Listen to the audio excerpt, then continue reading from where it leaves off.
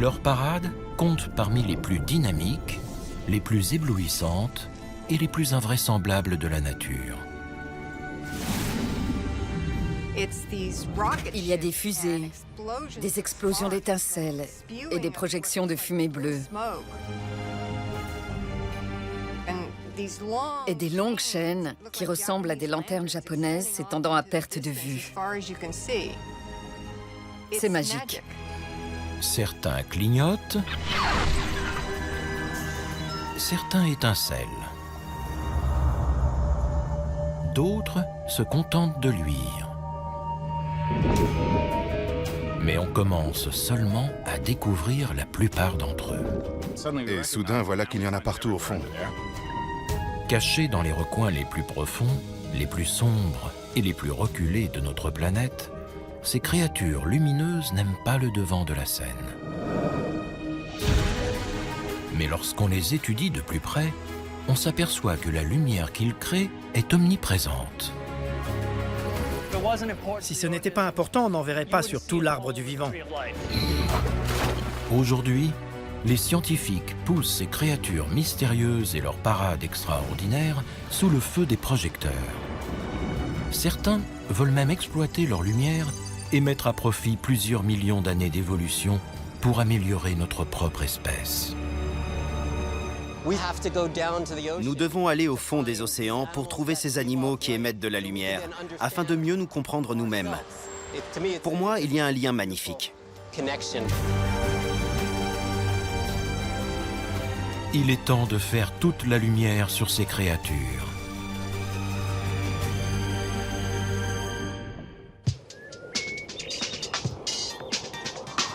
C'est un des ingrédients de base de la vie.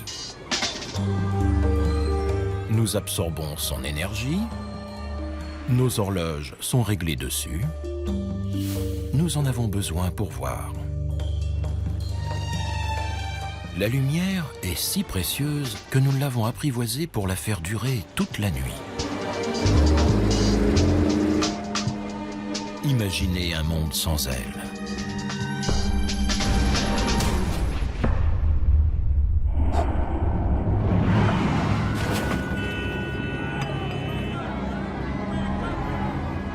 Mais tandis que nous maudissons l'obscurité, des milliers d'espèces ont développé une réponse plus éclairée.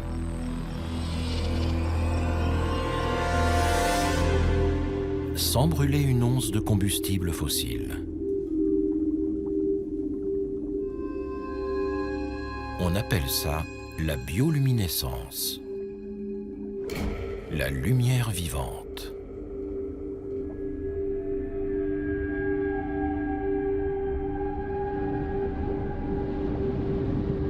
Depuis les vers luisants et les lucioles, jusqu'aux planctons et aux méduses, elle illumine l'obscurité depuis des centaines de millions d'années. La bioluminescence éclabousse à peu près tout l'arbre du vivant. Elle est partout. Vous voulez survivre dans le noir? Faites de la lumière. Sur la terre ferme, l'obscurité ne règne que la nuit. Et seules quelques espèces ont développé des organes luminescents.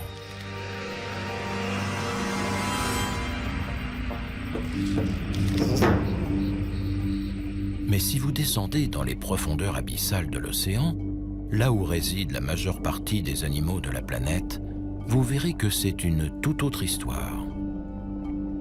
Ici, c'est 90% des formes de vie qui scintillent.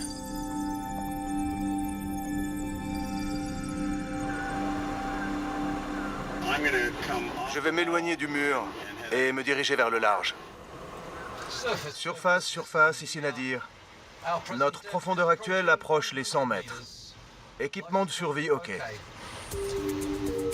C'est pour cette raison que des chercheurs du Muséum américain d'histoire naturelle explorent les grands fonds de l'océan Pacifique Sud en quête de nouvelles créatures luminescentes.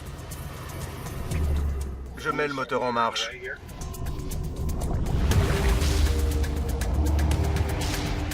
Ils ont traversé le monde pour plonger dans les eaux cristallines des îles Salomon. Ils veulent comprendre comment et pourquoi certains animaux ont appris à produire de la lumière et espèrent parvenir à mettre leur bioluminescence à notre service. David Gruber est biologiste marin. À une centaine de mètres de profondeur, on entre dans une sorte de semi-pénombre. Environ 1% de la lumière pénètre jusque-là. Dès qu'on s'enfonce, on s'aperçoit que tous les poissons que l'on croise ont la capacité de clignoter et de communiquer en produisant leur propre lumière. Mais si la bioluminescence est courante dans cet environnement, elle n'en reste pas moins difficile à étudier, même avec un submersible.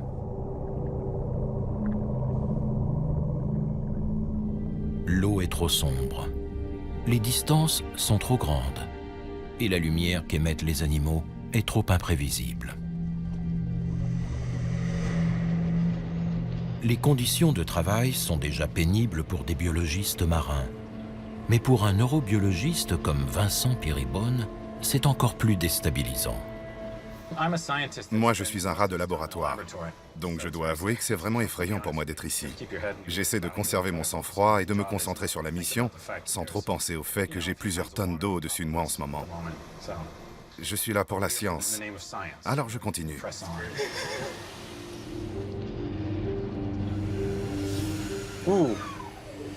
C'est un photophore. Cette expédition vise entre autres à développer une caméra plus performante en basse lumière. La bioluminescence sous-marine n'a été filmée que très rarement dans son élément. Nous avons acquis la plupart de nos connaissances en observant les animaux dans des réservoirs soigneusement éclairés à la surface.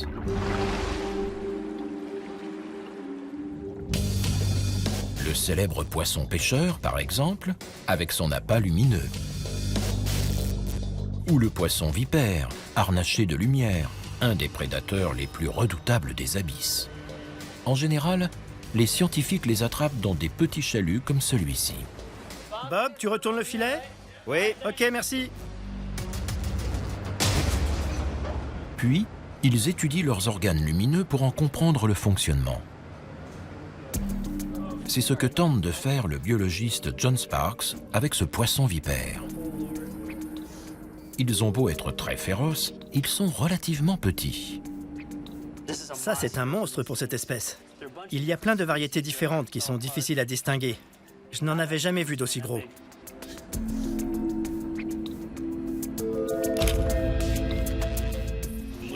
On en sait encore si peu.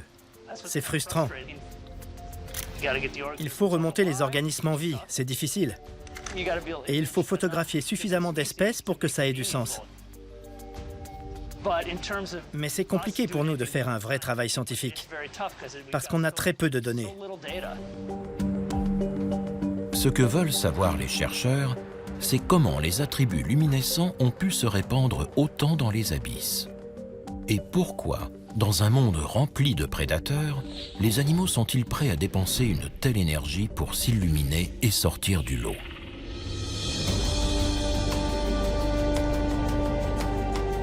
Eddie Weider est biologiste marin et elle s'intéresse à ces questions depuis plusieurs décennies.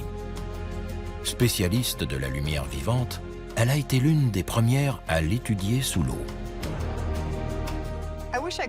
J'aimerais pouvoir décrire comment c'est en bas, pour permettre aux gens de le ressentir de la même manière que moi. Il y a des fusées, des explosions d'étincelles et des projections de fumée bleue et des longues chaînes de siphonophores qui sont comme des chaînes de méduses et qui ressemblent à des lanternes japonaises s'étendant à perte de vue. C'est magique.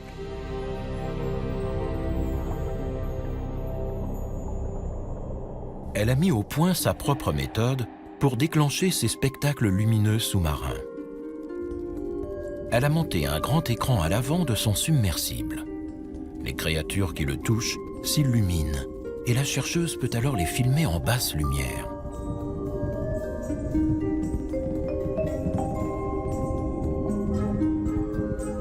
Au fil des ans, ce dispositif ingénieux a contribué à lever le voile sur certains des habitants les plus étranges des abysses. depuis les méduses jusqu'aux holothuries.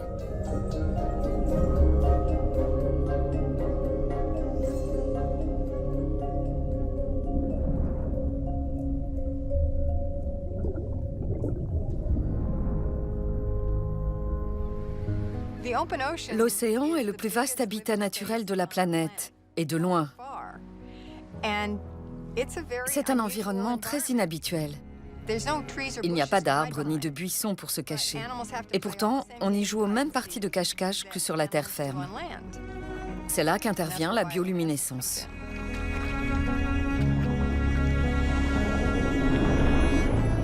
Dans ces profondeurs obscures, la lumière semble jouer un rôle essentiel.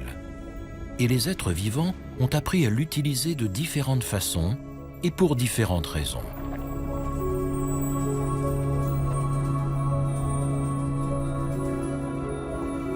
Il existe par exemple des micro-organismes, les dinoflagellés, qui s'allument à l'unisson chaque fois que l'eau autour d'eux est perturbée, reproduisant ainsi la forme de ce qui les traverse.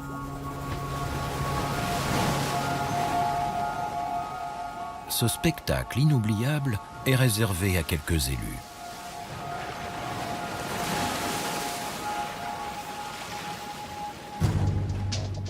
Mais face aux prédateurs, tels que les crevettes, c'est aussi un indicateur de mouvement. Il suffit d'un geste pour que la lumière s'allume et trahisse le remplacement. Quant aux prédateurs, ils deviennent à leur tour la proie de toutes sortes de créatures, comme la seiche.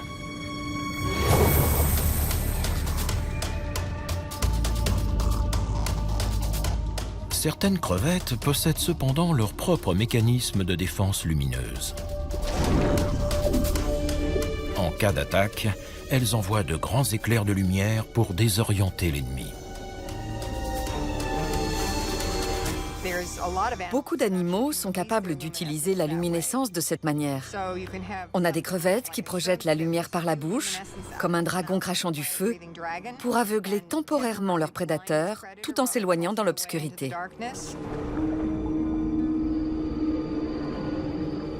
Plutôt que d'aveugler leurs prédateurs, une grande variété d'animaux marins, depuis les calmars jusqu'aux requins, utilisent la lumière pour se dissimuler. On appelle ça la contre-illumination. Ça peut paraître illogique, mais il faut visualiser la façon dont les poissons qui nagent à proximité de la surface apparaissent aux yeux des prédateurs qui rôdent en dessous d'eux. Leur silhouette se détache en contre-jour sur la lumière du soleil ou de la lune. Il y a beaucoup d'animaux marins dont le ventre émet une bioluminescence qui reproduit exactement la couleur et l'intensité de la lumière du soleil à travers l'eau de mer. Dès qu'il est dans la lumière, l'animal disparaît. C'est une véritable cape d'invisibilité. Ils disparaissent purement et simplement. Les ostracodes, qui sont des crustacés microscopiques, font un usage plus extravagant de la lumière.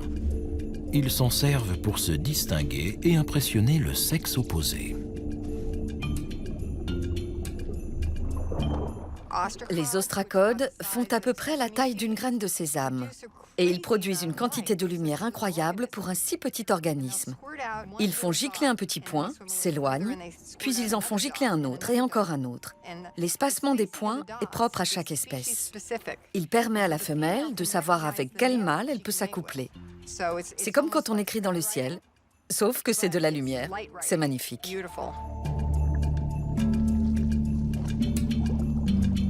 Mais la lumière ne sert pas qu'à séduire. De nombreux poissons l'utilisent pour se nourrir. C'est le cas d'une créature bioluminescente particulièrement célèbre.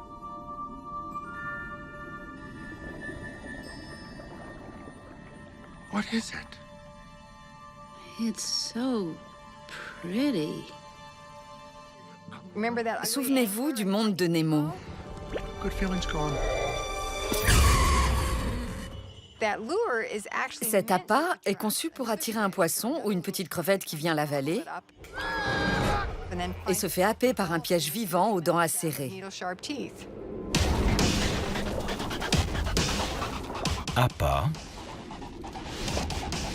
détecteur de mouvement, camouflage. Les différentes formes de bioluminescence font des abysses un véritable Times Square aquatique.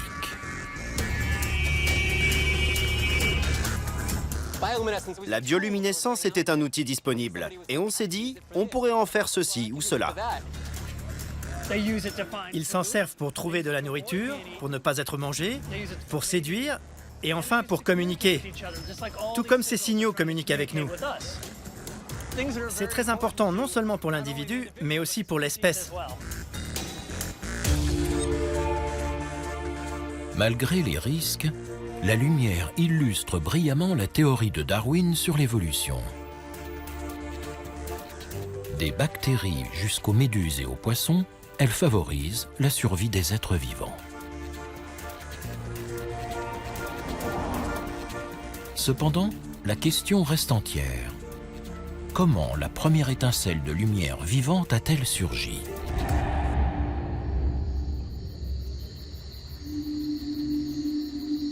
Pour le savoir, les scientifiques se sont tournés vers un autre groupe de créatures bioluminescentes, à la fois plus familier et plus facile à étudier. Les animaux terrestres ont développé leurs propres usages de la lumière. Arachnocampa luminosa, par exemple. Comme les poissons pêcheurs des abysses, ces larves de mouches attrapent leur proie en allumant des milliers d'étoiles au plafond des grottes de Nouvelle-Zélande. Cette voûte étoilée leurre les diptères et les phalènes, attirés par la lumière. Dès qu'ils s'approchent, ils s'engluent dans les fils de capture verticaux imprégnés de mucus.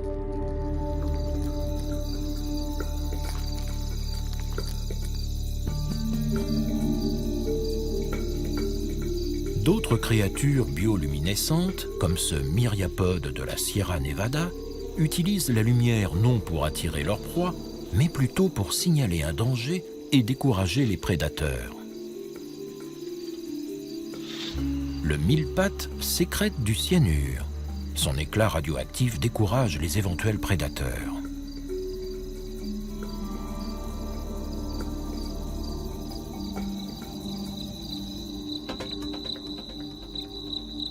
Et puis, il y a une parade qui nous est tout à fait familière.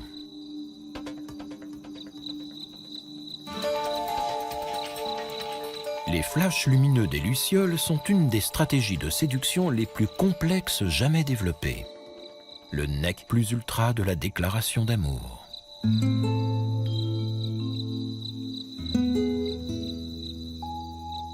Les lucioles mâles déclenchent une réaction chimique dans leur abdomen qui leur permet de s'allumer et de s'éteindre à volonté. Si tout se passe bien, la femelle répond en s'allumant à son tour.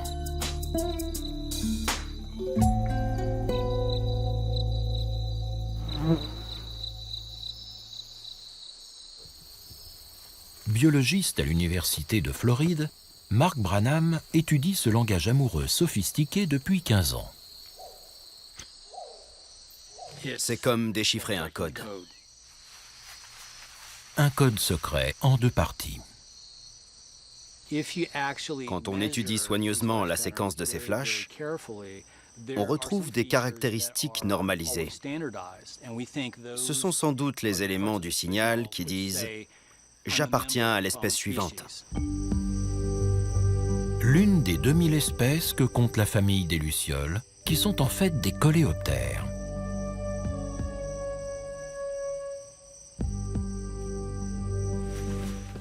L'autre partie du signal varie énormément selon les individus. Cette deuxième série de flashs est personnalisée. La fréquence change d'un individu à l'autre au sein d'une espèce donnée. Les mâles disent aux femelles « J'appartiens à telle espèce et voici quelques informations sur moi ». Après, ce sont les femelles qui choisissent. Elles sont entourées de mâles qui clignotent et elles voient toutes sortes de variations dans les signaux. Certains sont plus sexy que d'autres et ce sont eux qui obtiennent un flash lumineux en réponse.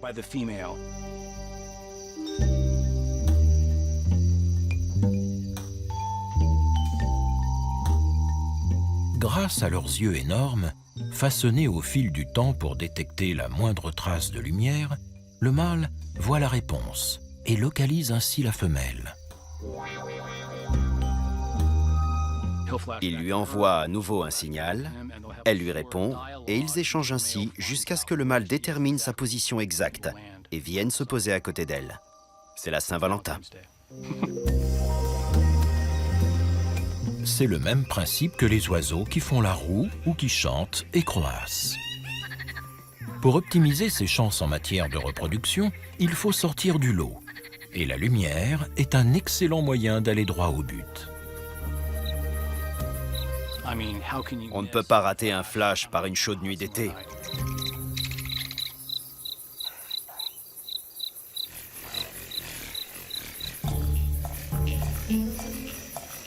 Mais comment les lucioles et les autres animaux lumineux, qu'ils soient terrestres ou marins, produisent-ils ces éclairs de lumière ?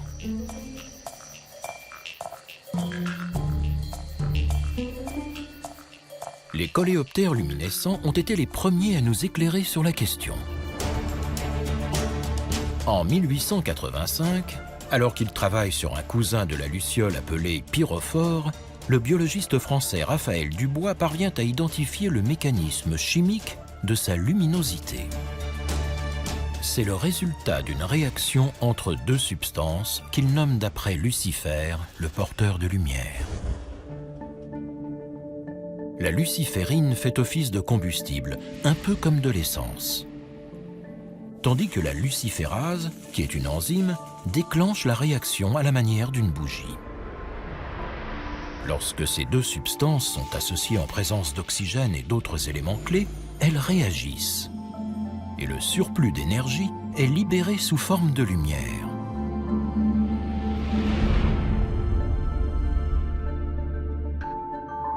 Depuis un siècle, ce mécanisme d'émission lumineuse a été retrouvé un peu partout dans le monde naturel, sur Terre et sous les mers. C'est dire si ces ingrédients sont facilement accessibles.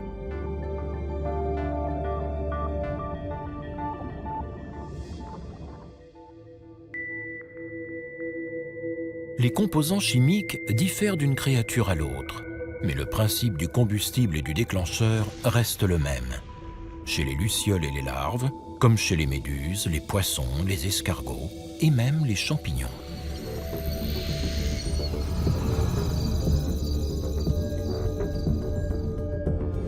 C'est un phénomène si courant qu'il a évolué indépendamment sur différentes branches de l'arbre phylogénétique à plus de 40 reprises. Ça part des bactéries unicellulaires et ça remonte aux étoiles de mer et aux méduses, jusqu'aux vertébrés, aux poissons. Ça a évolué plusieurs fois sur différentes lignées.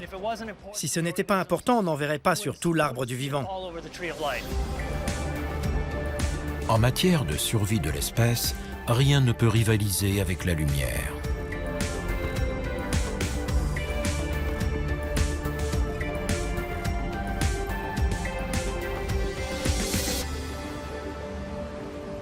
Mais il existe plusieurs variétés de lumière vivante.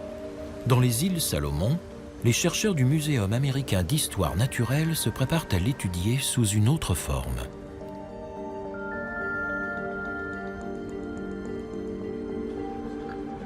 Contrairement aux créatures bioluminescentes des abysses, les habitants des eaux peu profondes ne produisent pas la lumière eux-mêmes.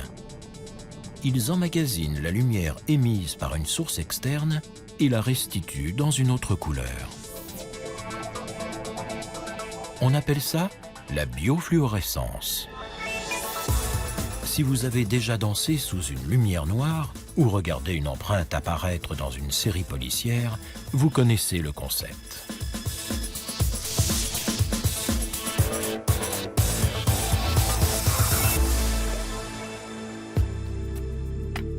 Les substances chimiques fluorescentes ont une façon particulière d'absorber la lumière. Au niveau atomique, la lumière éjecte les électrons sur des orbites plus énergétiques autour du noyau. Lorsqu'ils regagnent leur orbite d'origine, quelques milliardièmes de secondes plus tard, les électrons fluorescent. Ils réémettent la lumière à un niveau d'énergie plus faible, produisant ainsi une couleur différente. Les animaux fluorescents fonctionnent de la même manière. Sauf que ces composants chimiques, en général des protéines fluorescentes, sont présents dans leur peau et d'autres tissus. La biofluorescence est une propriété étrange. Ces animaux ne produisent pas de lumière. On leur envoie une lumière d'une couleur et ils en produisent une autre. C'est un phénomène rare. Contrairement à la bioluminescence, la biofluorescence nécessite la réunion de certaines conditions pour avoir lieu dans la nature. Pour commencer, elle a besoin de la lumière du soleil. Mais pas telle que nous la connaissons à la surface. Lorsqu'elle touche le sol, la lumière du soleil contient toutes les couleurs de l'arc-en-ciel, comme on peut le voir en l'observant à travers un prisme. Chacune de ces couleurs correspond à une longueur d'onde spécifique. Mais dès que la lumière entre dans l'eau, les choses se corsent. L'eau agit comme un filtre et les différentes longueurs d'onde n'y pénètrent pas toutes à la même profondeur. Les grandes longueurs d'onde, comme les rouges et les oranges, sont les premières à disparaître. Puis les jaunes et les verts. Pour finir avec un océan de bleu. Cette lumière d'un bleu très pur est le déclencheur idéal de la fluorescence. Ils prennent la lumière bleue qui leur parvient dans l'océan et la convertissent en vert et en rouge. C'est ce qui leur donne cette couleur, ce contraste.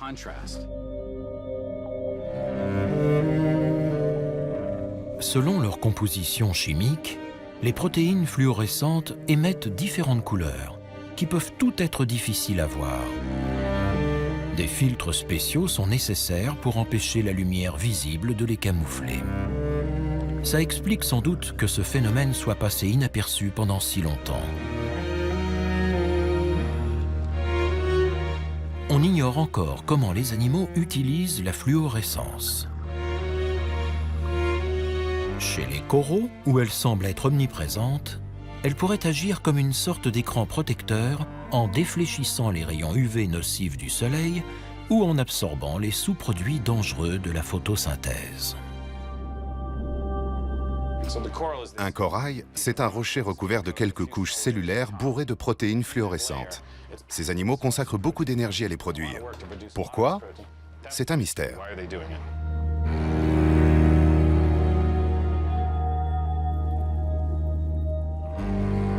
On a longtemps pensé que la fluorescence n'existait que chez les coraux et chez certaines méduses.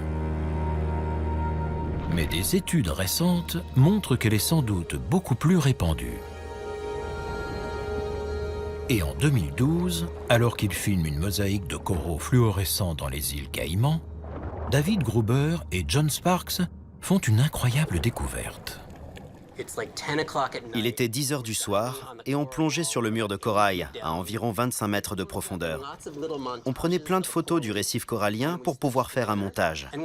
Et cette nuit-là, quand on est revenu au laboratoire et qu'on a observé les clichés, on a découvert une énorme anguille fluorescente sur une des photos.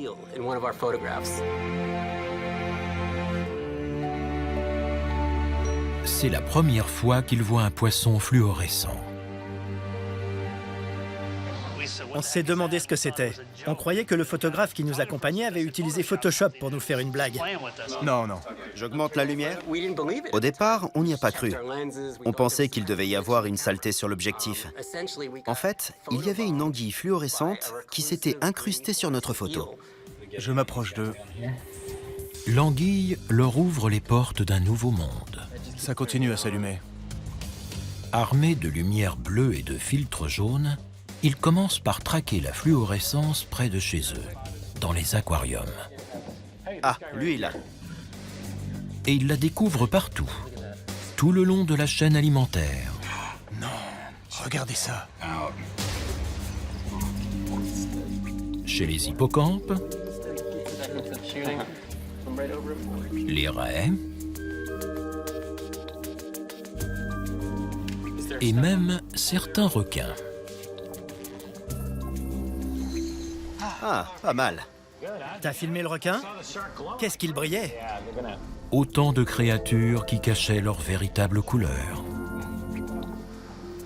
C'est fluorescent. On le voit d'ici. On se demande comment on a pu passer à côté de ça. Tout ce qu'on voit, c'est un poisson coloré.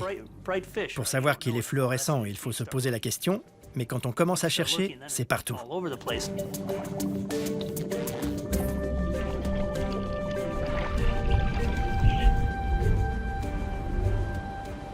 Pour évaluer l'importance de la fluorescence, les scientifiques ne peuvent plus se contenter des aquariums. Ils doivent l'étudier dans son milieu naturel.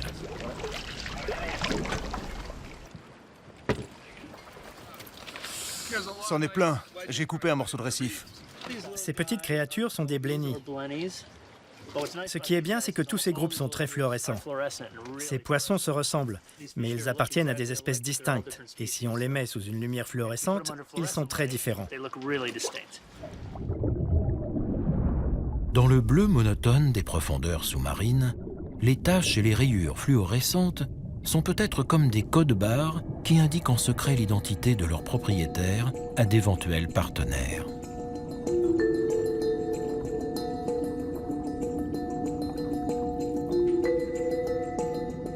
Cette théorie séduit les chercheurs, surtout depuis qu'ils ont observé de plus près les yeux des poissons.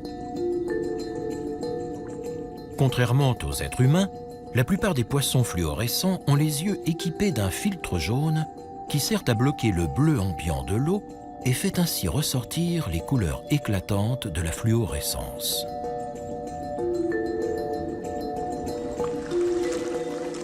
Ce monde qui nous était invisible serait donc flagrant pour les poissons.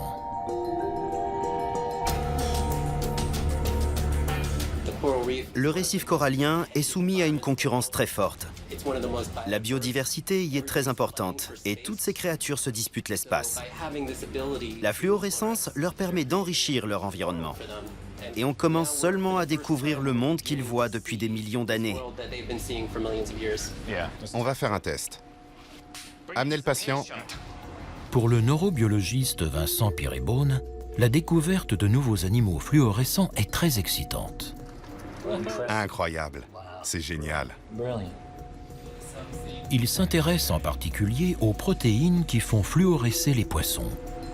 Il espère s'en servir pour tracer des cellules nerveuses vivantes afin de cartographier le cerveau humain.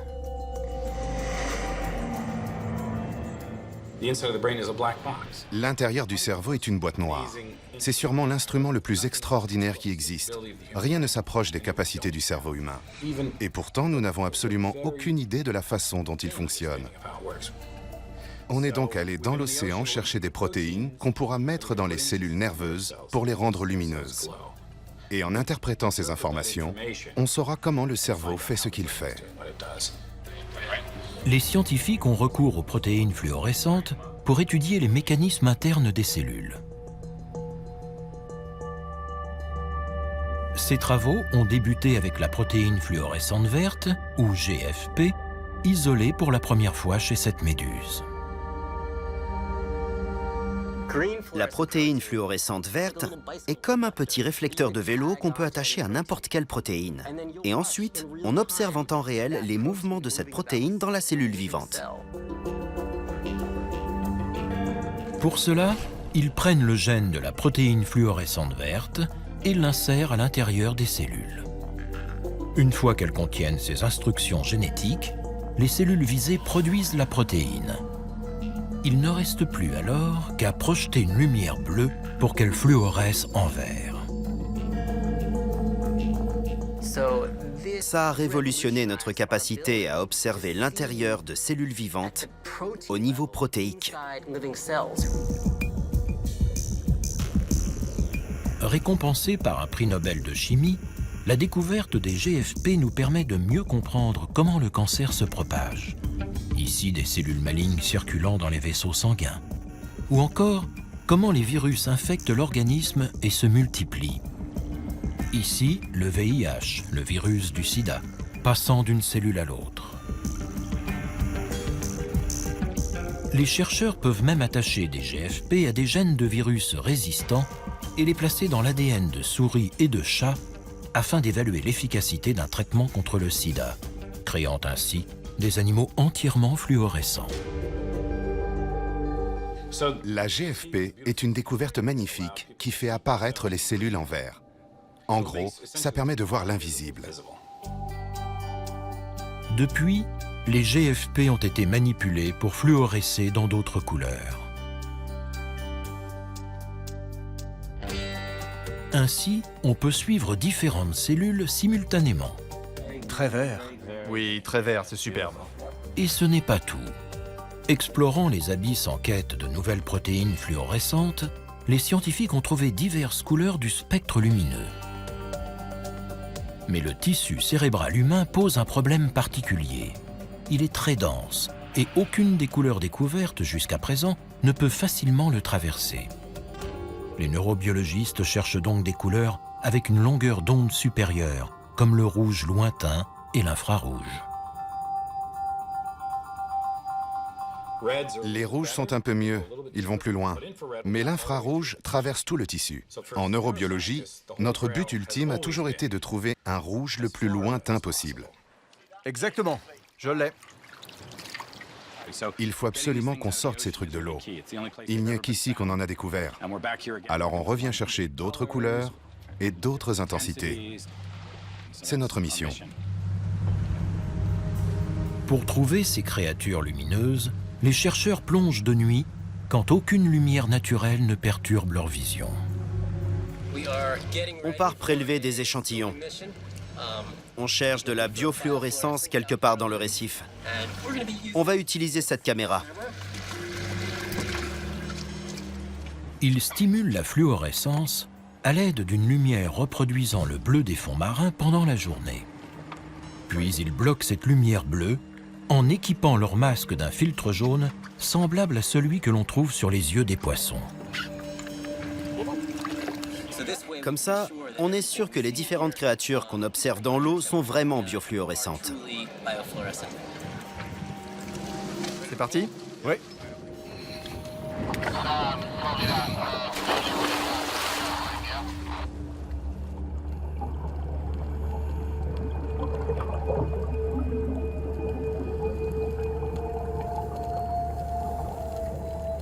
Les plongeurs doivent descendre à environ 30 mètres de profondeur pour atteindre cette zone particulière baignée de bleu pendant la journée.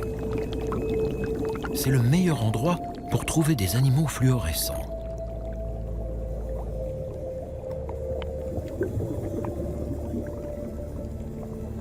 Le récif est spectaculaire, même dans la lumière bleue. Mais lorsqu'on l'observe à travers un filtre jaune, un autre monde surgit.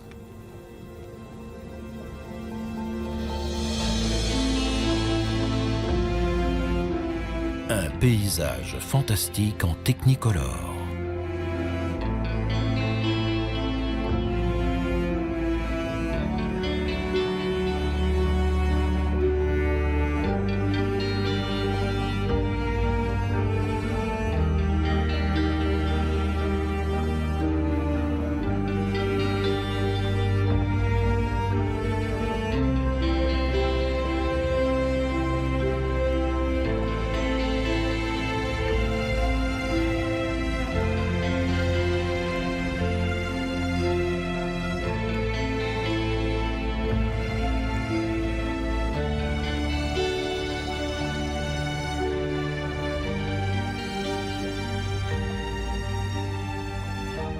Vincent Piribone et David Gruber cherchent de nouvelles sources de fluorescence. On observe attentivement le récif et on voit quelque chose. Tout est noir, sauf ces animaux qui restituent la lumière. Coraux, crinoïdes, anémones, poissons, tous restituent la lumière. Je n'ai qu'à prélever un petit morceau de chaque animal pour séquencer tout son génome et obtenir les informations génétiques dont j'ai besoin.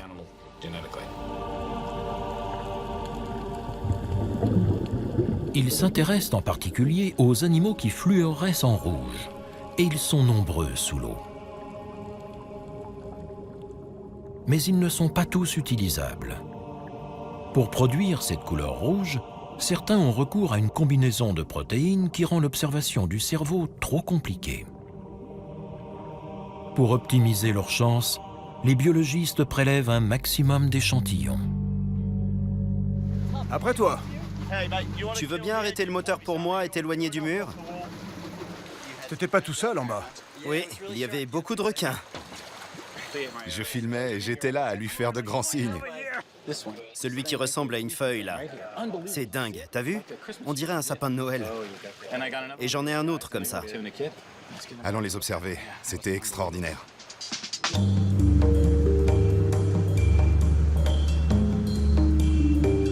Dans le laboratoire du bateau, ils examinent anxieusement leur butin. Là encore, ils reproduisent le bleu de l'océan avec une lumière spéciale et utilisent un filtre jaune. Ça, c'est quoi? Un corail mou? T'es sûr qu'ils sont fluorescents? Oui. Alors, voyons un peu ça. Oh là là, c'est très joli.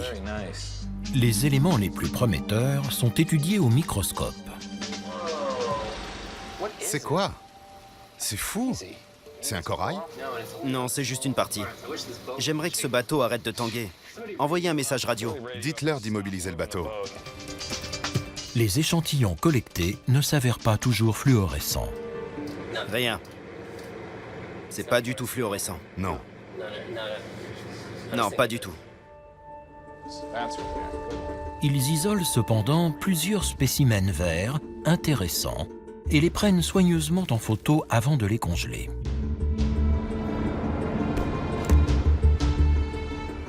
Et puis enfin... Ça y est. Du rouge. C'est magnifique. C'est la protéine fluorescente rouge qu'on cherche. Quand on l'éclaire avec une lumière bleue, on obtient une lumière rouge. C'est le principe de la fluorescence. Regardez. Elle est en feu. Ils vont devoir attendre d'être de retour sur la terre ferme pour tenter d'isoler cette protéine fluorescente rouge. Et même s'ils y parviennent, rien ne prouve qu'ils puissent en faire des sondes pour étudier le cerveau. Je suis tout excité là. Regarde ça. C'est pas incroyable? Mais pour l'instant, ils ne s'autorisent pas à espérer plus. La science doit aller de l'avant.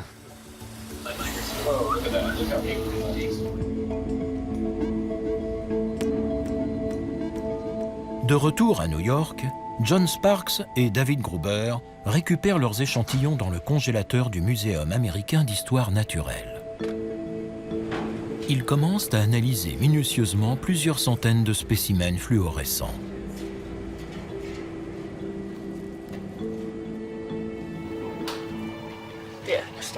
Depuis la découverte de la première anguille, il y a à peine quelques années, les scientifiques ont répertorié plus de 200 espèces de poissons fluorescents. La biofluorescence est présente dans tout l'arbre du vivant. Et comme pour la bioluminescence, on dirait que quelqu'un l'a jetée sur l'arbre et qu'elle s'y est accrochée de façon aléatoire. Il s'agit maintenant d'extraire les protéines de ces différentes créatures en commençant par un peu de tissu. On veut juste isoler un petit morceau du tissu fluorescent. Rien d'autre. Le tissu externe. De là à là. Parfait.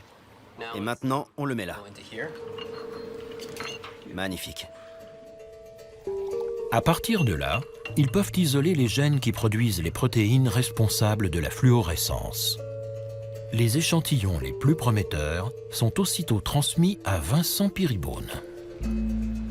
C'est comme ça que les plaques doivent être réparties. Il faut bien les séparer. À Yale, le neurobiologiste et ses collègues s'efforcent d'en faire des outils pour mieux comprendre le cerveau.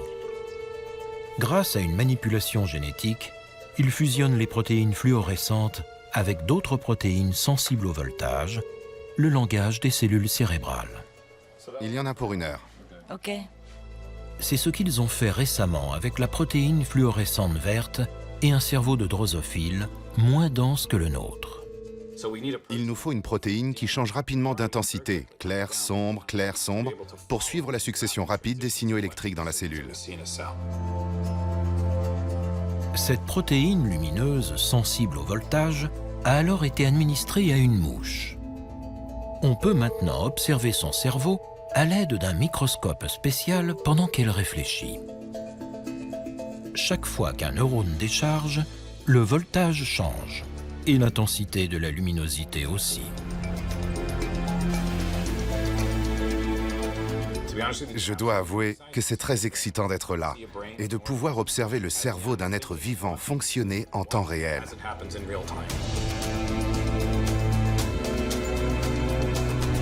Contrairement aux scanners traditionnels qui mesurent l'activité de l'ensemble du cerveau, ces éclairs lumineux et colorés sont les premières images directes de l'activité électrique de neurones individuels dans un cerveau vivant, la base de tout comportement. Là, c'est une mouche qui découvre une nouvelle odeur, qui s'endort, qui s'éveille. Jusqu'à présent, les scientifiques n'ont pu visualiser qu'une poignée de neurones, très loin des 86 milliards qui font fonctionner le cerveau humain. Mais selon Vincent Peerybone, c'est une avancée conséquente pour comprendre comment notre cerveau gouverne nos actes et conditionne nos pensées. L'activité des cellules nerveuses détermine la conscience, la mémoire, le comportement, la personnalité. Tout ce qu'on fait découle de là. Ne pas comprendre ça, c'est un crime. Aujourd'hui, grâce à ces sondes, on va pouvoir enregistrer chaque neurone.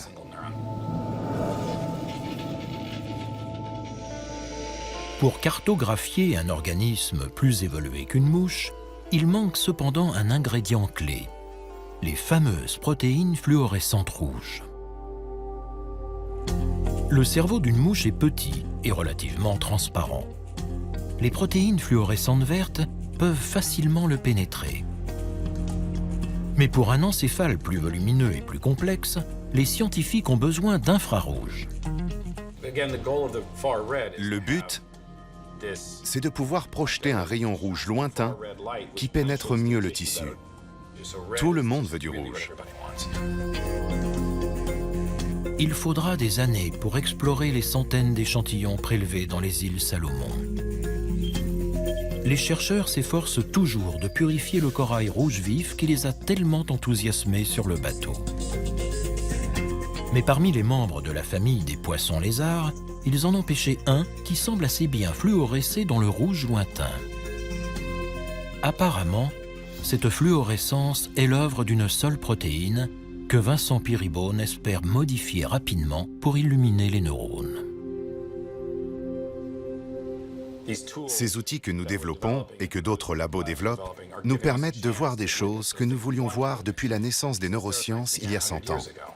Pour la première fois, on peut suivre le processus en temps réel. Et les promesses de la lumière vivante ne se limitent pas au cerveau. Partout dans le monde, des scientifiques se penchent sur ces différentes applications.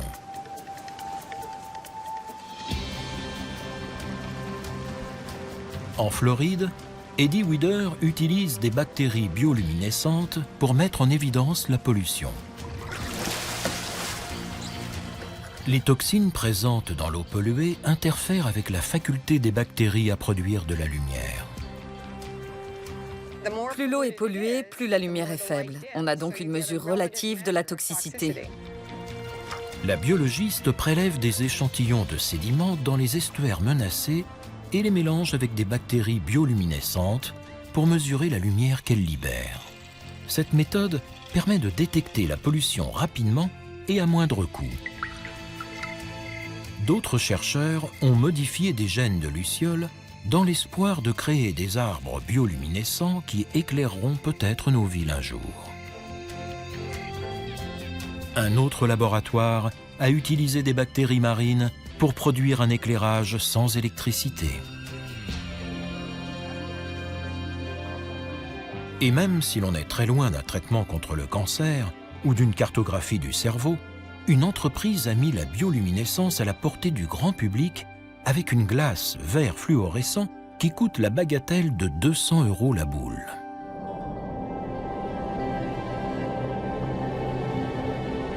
Quant à Vincent Peerybone, David Gruber et John Sparks, ils prévoient déjà un nouveau voyage dans le Pacifique Sud et dans d'autres coins reculés de notre planète, en quête d'animaux lumineux, à la fois bioluminescents et biofluorescents.